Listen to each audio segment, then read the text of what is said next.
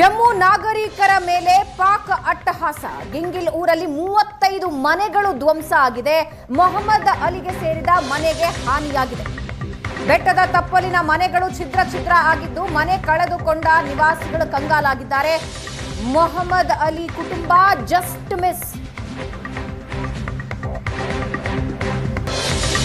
ಜಮ್ಮು ನಾಗರಿಕರ ಮೇಲೆ ಪಾಕ್ ಅಟ್ಟಹಾಸ ಮೆರೆದಿದೆ.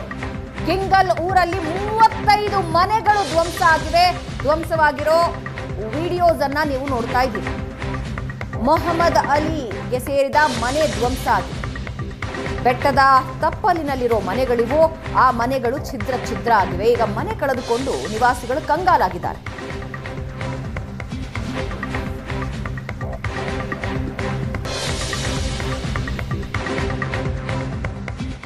ಕಣಿವೆಯ ಮತ್ತೊಂದು ದುರಂತದ ಕಥೆಯನ್ನು ನಿಮಗೆ ಹೇಳ್ತಾ ಇದ್ದೇನೆ. ನಾವು ಈಗ ಗಿಂಗಲ್ನ ಪ್ರದೇಶದಲ್ಲಿರುವಂಥದ್ದು, ಊರಿಗೆ ಸಮೀಪ ಇರುವಂತಹ ಸ್ಥಿತಿ ಈ ಊರು, ಈ ಗ್ರಾಮದ ಚಿತ್ರಣ. ಇಲ್ಲಿ ಹೆಚ್ಚು ಕಡಿಮೆ ಒಂದು 30ರಿಂದ 35 ಮನೆಗಳಿಗೆ ಈ ರೀತಿಯ ಸ್ಥಿತಿ ಒದಗಿದೆ. ಅಂದರೆ ಅಲ್ಲಿ ಪಾಕಿಸ್ತಾನದಿಂದ ಸಿಡಿದಂಥ ಶೆಲ್ಲುಗಳ ದಾಳಿ ಏನಿದೆ ಆ ಮಟ್ಟಕ್ಕೆ ಹೊಡೆದಿರುವಂಥದ್ದು. ಇದರ ಮೂಲ ದಾಳಿ ನೋಡಿ, ಇಲ್ಲಿ ಈ ಒಂದು ನೋಡಿ ಯಾವ ಮಟ್ಟಕ್ಕೆ ಶೆಲ್ ದಾಳಿ ಆಗಿದೆ ಅಂತ. ಅದು ಬಂದು ಹೊಡೆದಿದ್ರೆ ಇಡೀ ಬುನಾದಿ ಅಲ್ಲಾಡಿದೆ. ಬುನಾದಿಯ ಮೇಲಿದ್ದಂಥ ಕಟ್ಟಡವೇ ಪೂರ್ತಿಯಾಗಿ, ಅಂದರೆ ಕಲ್ಲು ಬುನಾದಿಗಿದ್ದಂಥ ಕಲ್ಲು ಕಟ್ಟಡ ಇರ್ಬೋದು, ಅದರ ಮೇಲೆ ಇರುವಂಥ ಇಟ್ಟಿಗೆ ಇರ್ಬೋದು, ಎಲ್ಲವೂ ಕೂಡ ನಡುಗಿ ಒಂದು ರೀತಿಯಲ್ಲಿ ಒಂದು ಸ್ಫೋಟದ ಸದ್ದು ಮತ್ತು ಸ್ಫೋಟಕ್ಕೆ ಪೂರ್ತಿಯಾಗಿ ಕುಸಿತ ಆಗಿರುವಂಥದ್ದು, ನಾಶವಾಗಿರುವಂಥದ್ದು.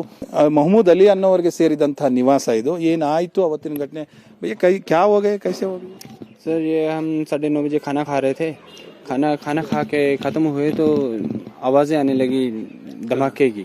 यहाँ पे पूरे गांव में जैसा बरसात हो रही है ऐसे चल रहे थे. तो शेल्स, तो हमें छोटी बच्ची रोने लगी. हमें इस घर से निकलने, हम यहाँ से निकल के दूसरे घर में गए. उस घर में हम 3-4 फैमिली थे. इस घर में भी 2 फैमिली रहती थी, 2 भाई रहते थे. तो उसके बाद हमने आवाज सुना तो आके देखा तो ये पूरा डैमेज हो गया था. लेकिन 10 मिनट पहले हमें बच्ची रो रही थी और गांव में पढ़ रहे थे, उसकी वजह से आवाजें आने लगी. हम निकल गए थे. डर की वजह से हम पूरा ये 2-3 गारे हैं यहाँ पे एक जगह जमा होकर, उसके बाद ये हुआ सर. ठीक है. ಸೊ ಇದು ಅವ್ರು ಹೇಳ್ತಾ ಇದ್ದಿದ್ದು 10 ನಿಮಿಷದ ಒಳಗಡೆ ಇಲ್ಲೆಲ್ಲ ನಮ್ಮ ಕುಟುಂಬ ಸದಸ್ಯರು ಇದ್ರು.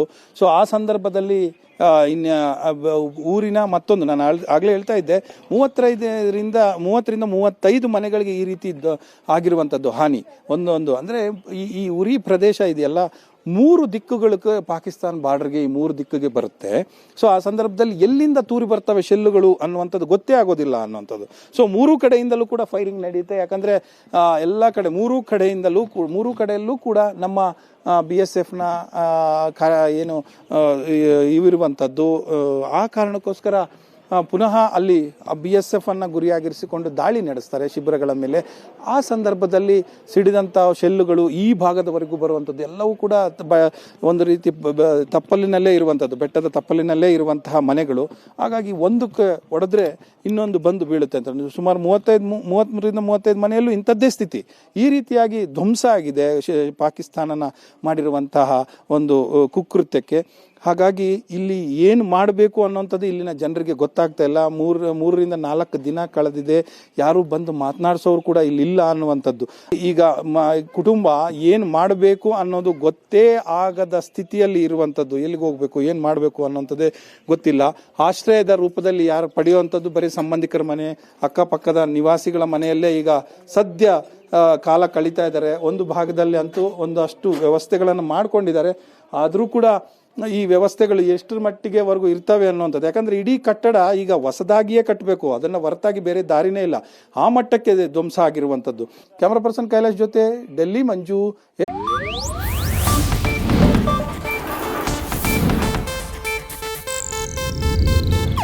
ಇದು ಏಷ್ಯಾನೆಟ್ ನ್ಯೂಸ್ ನೆಟ್ವರ್ಕ್ ಪ್ರಸ್ತುತಿ.